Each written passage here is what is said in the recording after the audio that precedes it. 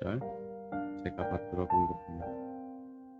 찬송하리로다 하나님 곧 우리 주 예수 그리스도의 아버지께서 그리스도 안에서 하늘에 속한 모든 신령한 복을 우리에게 주시되 곧 창세전에 그리스도 안에서 우리를 택하사 우리로 사랑 안에서 그 앞에 거룩하고 흠이 없게 하시려고 그 기쁘신 뜻대로 우리를 예정하사 예수 그리스도로 말미암아 자기의 아들들이 되게 하셨으니 이는 그가 사랑하시는 자 안에서 우리에게 거저 주시는 바 그의 은혜의 영광을 찬송하게 하려는 것이라.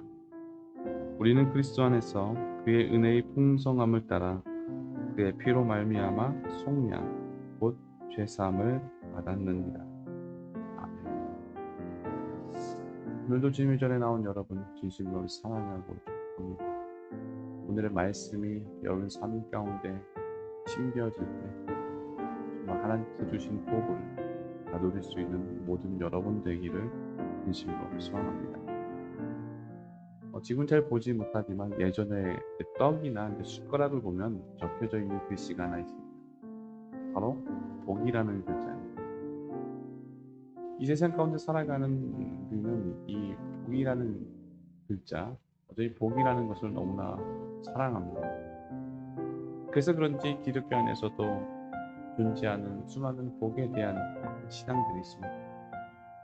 교회를 가면 예수님을 믿으면 세상 사람들이 말하는 만사형통 많은 것들이 주어지는 그런 복을 누릴 수 있을 거야 라는 어떤 기복 신앙 같은 것들이 존재를 하죠. 사실 이것이 무엇을 반증합니까? 우리 삶과 어쩌면 교회 안에서 이 복이라는 개념과 어떤 복이라는 어떤 소망을 빼놓고서는 더 이상 이제 말할 수 없는 것이 되어버렸습니다. 여러분 어떻습니까? 여러분 복이 있기를 원하십니까? 저도 인간인지라 복을 좋아합니다. 참 좋은 것은 오늘 본문에 바로 놀라운 복을 우리에게 주시겠다라고 말씀하고 있습니다. 물론 여기서 말하는 복이라는 것은 우리가 생각하는 복과는 다른 복이죠. 어쩌면 우리가 생각하는 복이라는 것은 일시적이고 한시적이고 조건적이고 우리의 행위와 노력에 따른 어떤 그런 복을 원합니다. 근데 성경에서 말하는 복은 그런 게 아니죠. 성경에서 말하는 복은 그렇습니다. 영원한 것입니다. 나의 행위와 나의 조건과 어떤 것과 상관없이 우리에게 주어주시는 그런 복입니다. 그럼 그 복은 무엇일까요? 오늘 이 시간 함께 말씀을 통하여 우리에게 주어주시는 그 복에 대해서 함께 말씀을 나누기로 합니다. 먼저 우리 3절 말씀을 함께 공독합니다. 찬송하리로다 하나님 곧 우리 주 예수 그리스도의 아버지께서 그리스도 안에서 하늘에 속한 모든 신령한 복을 우리에게 주시되. 오늘 보면 이렇게 시작을 합니다. 찬송하리로다. 바로 감탄과 감격으로 이 놀라운 고백을 하고 있는 것입니다. 그래서 이것을 원어로 해석을 해보면 이렇게 표현합니다. 찬송을 받으시는 우리 주 예수 그리스도. 사도 바울은 먼저 찬송을 받을 주체가 누구인지를 분명히 밝히고 있습니다.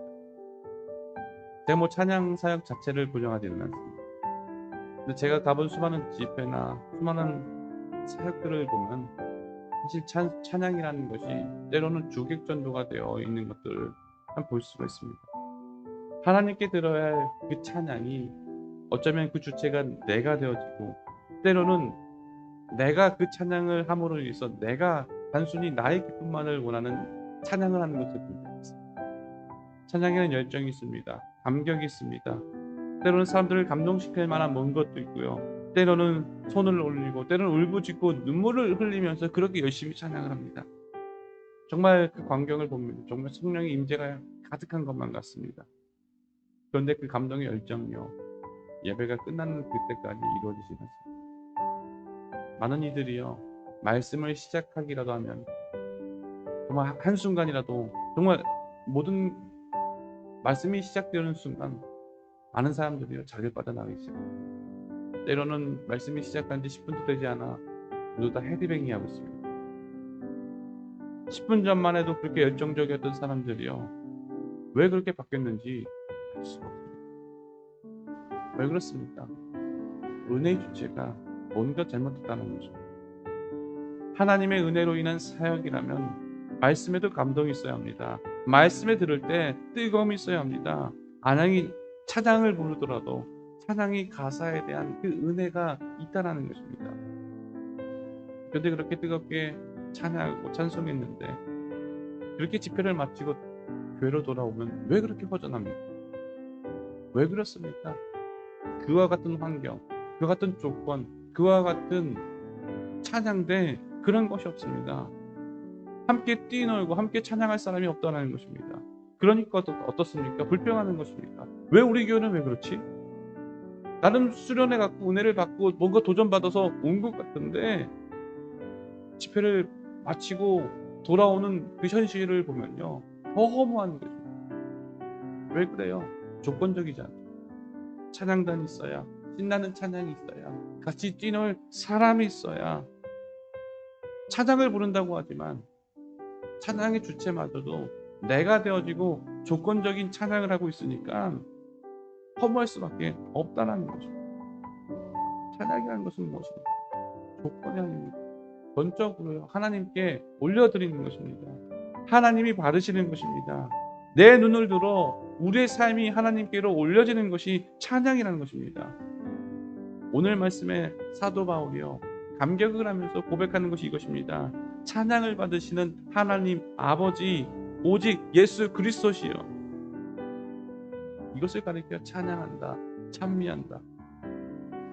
그래서 사도 바울이 고백하는 것입니다. 내가 찬양하는 그 하나님이 우리에게 뭐 한다고요?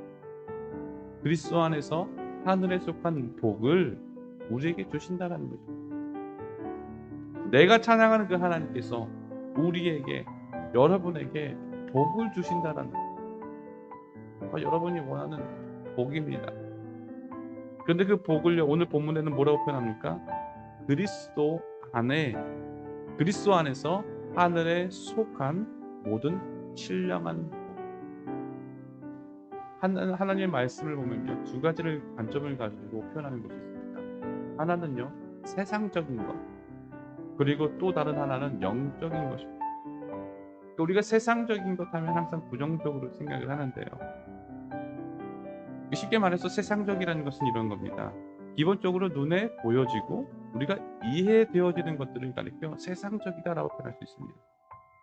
그래서 창조되어지고 눈에 보여지는 이 땅을 가리켜 세상이다라고 표현하고, 그래서 세상적인 것들을 가리켜 우리는 부정적으로 이해할 수밖에 없습니다. 왜냐하면 이해되어져야만 하는 것이고 어쩔 수 없이 보여져야만 하는 것이고 가져야만 하는 것이고, 그러니까 우리가 그것을 원하고 탐하고 그것을 소유하고 싶은 욕망들이 우리 안에 있다라는 거예요. 요한복음 6장 14절을 보면요, 이런 말씀이 있습니다. 그 사람이 예수께서 행하신 이 표적을 보고 말하되 이는 참으로 세상에 오실 그 선지자라 하더라. 요한복음에서도 보면요, 많은 무리들이 예수님의 기적을 보고 환호했던 이유가 있습니다. 왜요? 그들의 눈에 그것이 보여졌습니다. 그것이 경험되어지고 그것이 그들의 삶 가운데 주어졌습니다. 그래서 그들이 예수님을 잡아다가 왕으로 삼기를 원했다는 것입니다. 요한복음 21장을 보면요, 도마가 예수님의 부활하신 예수님을 보고 의심합니다. 그가 의심한 이유가 무엇입니까? 부활하신 그 예수님의 손자국과 못자국을 내가 만져보지 않고는, 내가 경험해보지 않고는 내가 도무지 믿지 않겠다라는 것입니다. 하지만 아시잖아요. 광야에서 이스라엘 백성들이 황금 송아지를 만든 이유가 무엇입니까? 그들이 우상을 섬기고 싶어서 그런 것이 아니라 이유는 간단합니다. 보여지는 그 하나님을 내가 경험하고 싶다는 거예요. 그러니까 이런 관점에서 우리가 생각하는 복이라는 것을 말한다고 하면요, 자연스럽게 제일 먼저 생각하는 것이 무엇입니까? 내가 소유하고 내가 누리고 내가 경험할 수 있는 것. 그러니까 내가 가져야만, 내 손에 있어야만, 내가 경험되어져야만, 내가 보여져야만 안심되고, 그래서 우리가 그것을 가리켜 뭐라고 얘기했습니까? 우리는 그것을 가리켜 평안한 상태다라고 말하고 있었어요. 그 세상에서 이해하고 말하는 모든 축복이라는 것은요, 내 손에 있어야 내가 평안하고 내가 안심을 얻고 내가 기뻐할 수 있는 거죠. 그래서 세상 사람들이 그것을 가리켜 축복이다라고 말하고 있는 것입니다. 근데 성경에서는요, 그것이 정말 축복이냐라고 반문하고 있는 것입니다. 오늘 성경에서 말하고 있는 것이 무엇입니까? 신령한 복을 우리에게 준다라는 것입니다. 바로 그것이 신령한 복이라는 것이 영적인 복을 이야기하고 있습니다. 마태복음 6장 11절에서도 보면요, 이런 말씀이 있습니다. 함께 봉독합니다. 너희가 한 자라도 좋은 것으로 자식에게 줄 알거든 하물며 하늘에 계신 너희 아버지께서 구하는 자에게 좋은 것으로 주지 않겠느냐. 하나님께 구하는 자에게 무엇을 주신대요? 좋은 것. 근데 여기서 좋은 것이라는 것은 내가 생각하는 우리의 관점에서 좋은 것을 말하지 않습니다. 누가복음 11장 13절을 보면요, 동일한 본문인데 이렇게 이야기를 합니다. 너희가 악할지라도 좋은 것을 자식에게 줄 알거든 하물며 너희 하늘 아버지께서 구하는 자에게 무엇을 주신대요? 성령을 주시지요. 무엇을 이야기합니까? 좋은 게 뭡니까? 물질입니까? 권력입니까? 명예입니까? 돈입니까? 아니라는 것입니다. 여기서 말하는 축복이라는 것은 내가 생각하고 내가 원하는 복을 말하는 것이 아닙니다.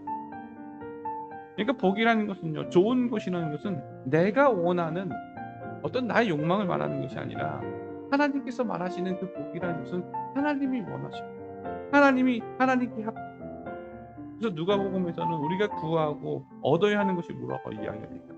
성령이다라고 표현하죠. 다시 말하면 성령으로 충만한 삶을 살아가는 것이 바로 정말 복된 삶, 축복된 삶이라고 이야기하고 있는 거예요. 여러분, 우리가 구해야 하는 것이 무엇입니까? 누가복음에서 말하는 것이 무엇이에요? 성령을 구하라는 거예요. 여러분, 오늘도 여러분 기도 가운데 무엇을 가장 많이 구하십니까? 마태복음 6장 7절에요. 이방인의 기도가 있습니다. 또 기도할 때 이방인과 같이 중언부언하지 마. 그들은 말을 많이 하여야 들으실 줄 생각하느니라. 여러분, 이 세상의 모든 종교들의 기도를 보면요, 목적은 오직 하나입니다. 무엇입니까? 나의 잘됨, 나의 풍요. 토속신앙, 불교, 힌두교, 이슬람, 수많은 이단들을 한번 보십시오. 그들이 왜 기도합니까? 그들이 왜 신앙에 목숨을 걸고 있는 이유가 무엇입니까? 이유는 하나입니다. 나 잘 되기 위해서, 내 자식들 잘 되기 위해서 천번제도 드리고 때로는 자살 테러도 하는 이유가 거기 있습니다. 여러분, 우리의 기도예요. 그저 우리 기도가 나만 잘 되게 해주세요. 나만 잘 되게 해주세요. 아니, 그냥 내 교회만 잘 되게 해주세요. 그런 기도만 나오면요, 그때부터 그 기도는요, 신앙도 믿음도 다 사라진 채 나밖에 안 남은 이기적인 기도로 변하는 것입니다. 우리 예수님께서 이런 기도를 가르쳐 뭐라고 표현합니까? 이방인과 같은 중언부언하는 기도. 당시 이방인들의 기도가 그렇습니다. 당시 이방인들이 섬기는 신들이 누구였어요? 제우스, 헤라클레스. 이 신들이 가리키는 것이 무엇이었습니까? 인간이 되고 싶은 그 신을 표현한 것입니다. 그들은 욕망대로 살아가는 사람들이었습니다. 그래서 그들은 내 욕망대로 기도하였어요. 근데 예수님께서는요, 그런 기도하지 말라는 것입니다. 그래서 8절을 보면요, 뭐라고 이야기를 합니까? 8절에 그러므로 그들을 본받지 말라. 구하기 전에 너희에게 있어야 할 것을 하나님 너희 아버지께서 하시느니라. 그러므로 너희는 이렇게 기도하라. 그리고 나오는 것이 무엇입니까? 바로 주기도문입니다. 우리가 매일같이 고백하는 이 주님이 하신 기도, 하늘의 뜻이 이 땅 가운데 있게 하여 주시옵소서. 여러분, 이 기도예요. 여러분, 내 욕망이 담겨져 있습니다. 주님의 기도의 목적이 무엇입니까? 하늘의 뜻이 이 땅에, 하늘의 뜻이 나의 삶 가운데 이루어지기를 바라는 기도. 이것이 우리가 구하고 바라고 기도해야 하는 것입니다. 그래서 갈라디아에서 5장을 보면요, 성령 충만한 사람의 삶이 어떠한지를 잘 이야기해주고 있습니다.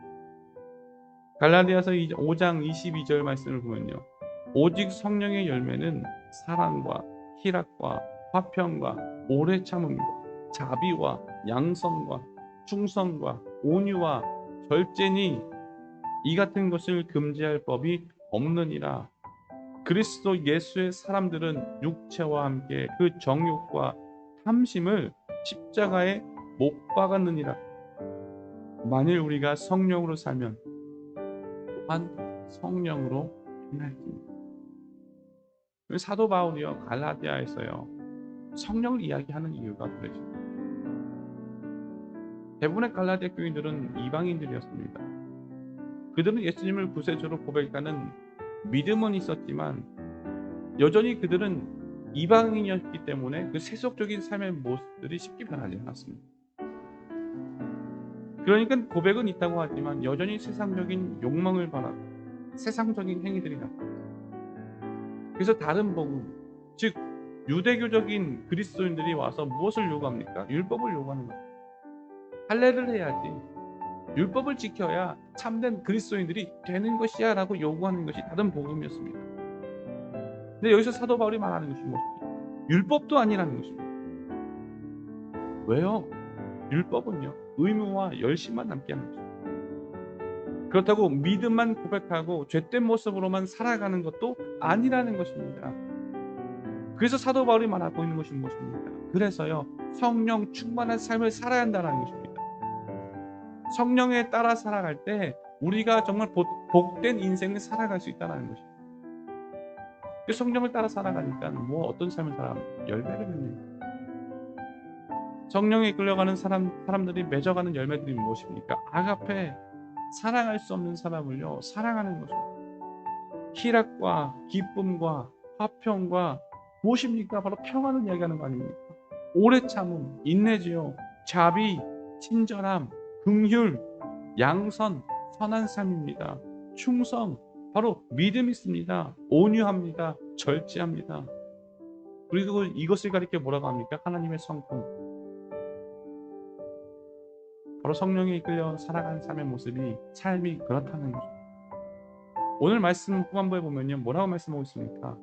그리스도 안에서 하늘에 속한 복, 하늘에 속한 모든 신령한 복, 하늘에 속한 바로 하나님께 속한 모든 복이라는 것이에요.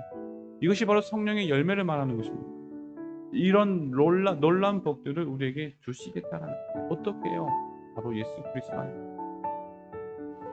그러니까 기독교 안에서요 예수님과 무관한 모든 것들은 복이 아니라는 것입니다.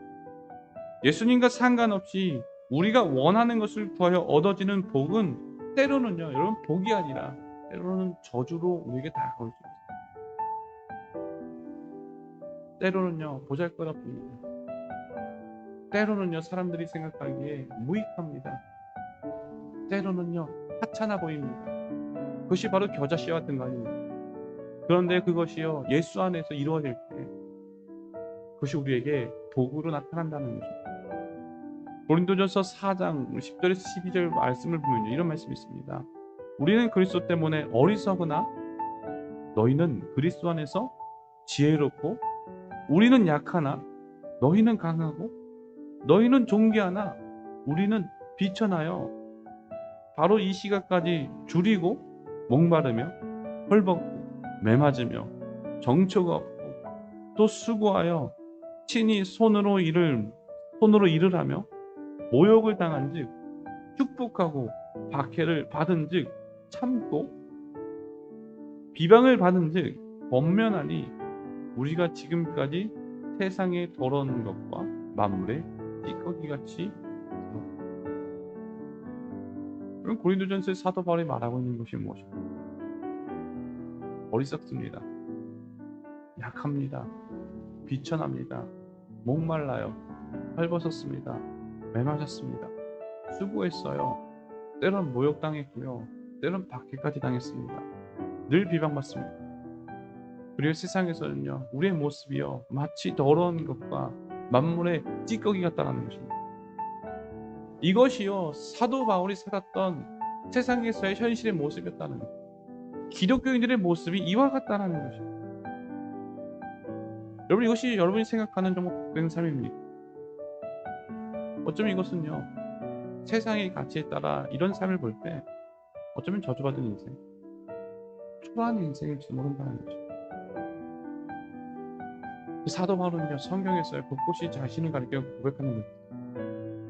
뭐라고 합니까? 그런데 나는 복받았다는 거죠. 나는 복된 사람이라는 거죠. 나는 기쁘다는 거죠. 왜요? 하나님이 나를 그렇게 부르셨다는 거죠. 하나님께서 나와 함께 하신다는 거죠.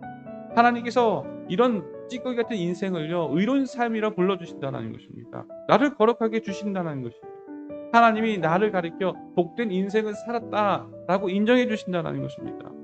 그래서요, 나는 이 그리스도 안에 있는 놀라운 복을 한다라는 것입니다. 여러분은 어떤 복을 원하십니까? 정말 여러분 이 사도 바울이 고백하는 복을 원하십니까? 세상에서 무시당할 수 있는데, 손해를 겪을 수 있는데, 정말 여러분 이런 복을 원하십니까? 이번 주 내내 새벽에 홀로 기도할 때마다 제 머릿속에 지어지지 않는 한 단어가 있습니다. 한 문장이 있습니다. 내가 모든 것을 다 가져도 내 삶에 예수가 없다면 나는 모든 것을 잃은 사람이다. 하지만 내가 모든 것을 가지지 못했지만 내 삶에 예수가 계시다면 나는 모든 것을 잃은 사람이다. 여러분 무엇을 얻으셨습니까? 함께 참 진지하게 고민하고 진지하게 생각해 보기를 바랍니다.